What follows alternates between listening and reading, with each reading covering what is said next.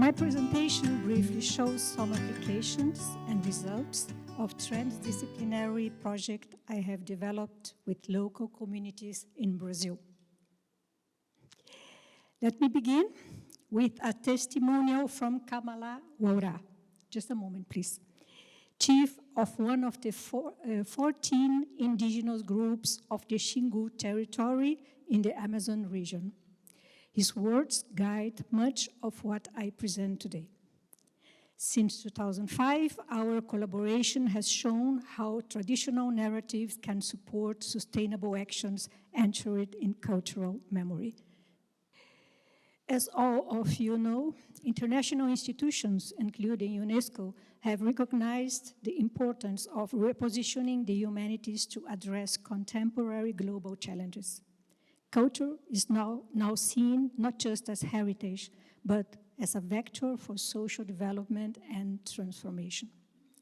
The Bridges Coalition reinforces this by embracing transdisciplinary research and promoting community knowledge through co-creation and the idea of the citizen scientist. Chief Kamala and many other community members emphasize that culture and history are not optional. They are central to shaping inclusive and ethical responses to complex problems. Next slide, please. A major challenge is how we understand the past and the future. The slide shows just a few of our challenges and, more importantly, our opportunities. We advocate a humanity-centered approach rooted in memory, listening, and epistemic justice.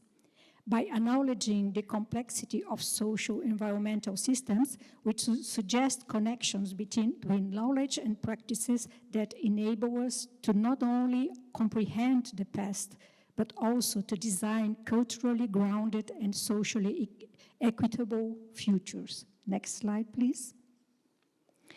Chief Kamala's call, record the story the way I tell it. It's not just about voice, it is about worldview. Recognizing indigenous and local perspectives is key to designing futures that reflect human diversity. In this way, we can deal with the related global challenges and look for possible positive impacts, such as the examples I bring here. Next, please. Let me now share two research projects. In 2005, the communities were very concerned about the heavy occupation of the land surrounding their indigenous territories, especially an area containing two sacred sites linked to their original myth, and where their gods taught them the ethical and cultural principles to follow. On the slide, the central image is a drawing of the god. I coordinated this project with a team of researchers and indigenous representatives.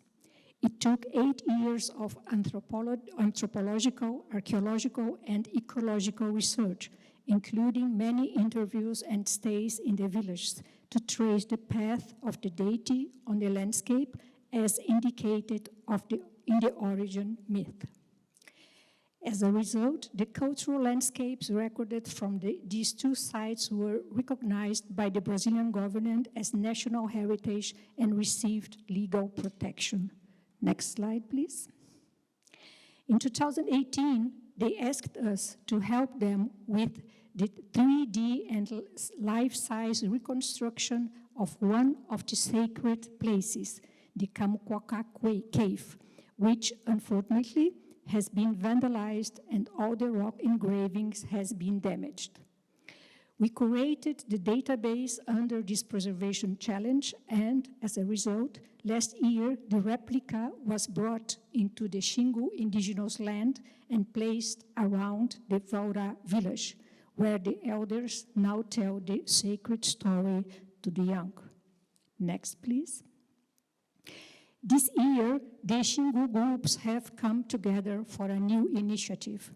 They plan to build a large cultural center to house all the people's ancestral knowledge and to hold workshops where elders from all the indigenous 14 groups come together to teach young people their traditional practices and worldview. In this way, they hope to expand their culturally based economic alternatives so that younger people can stay in the villages and strengthen their traditional ways of life. This project includes the acquisition of territory brands, a branding action that defines the tangible and intangible landscapes in which products are sold in the marketplace. It also includes creative economy and initiatives using electronic tools enhanced by artificial intelligence, simulating their past and present landscape based on the huge data science we have built up over 20 years. Next slide, please. The second project began in 2011 in Rio de Janeiro's port area. Afro-descendant communities sought recognition and protection of the Pretos Novos cemetery, a site of historical trauma and memory of the slave period. Together, we conducted archaeological research leading to legal demarcation and participatory heritage management. Next slide, please. Since 2022, we have worked on AI tools to model the cultural landscapes of Black memory. These tools support cultural tourism, food traditions, crafts, and digital storytelling, bringing these community narratives to new spaces. Next slide, please. Both projects now belong to the Cultural Landscapes Community AI Hub, coordinated in Portugal. The hub integrates traditional and scientific knowledge to model and simulate complex cultural territories. It includes a collaborative AI platform with living labs, mapping of sustainability challenges, customized AI agents to simulate past, present, and future environments. We already developed our first agent, Futuros, focused on ethical use of AI in community contexts. Next slide. To conclude, the future must be built not only through technology, but through memory, imagination, and shared cultural values.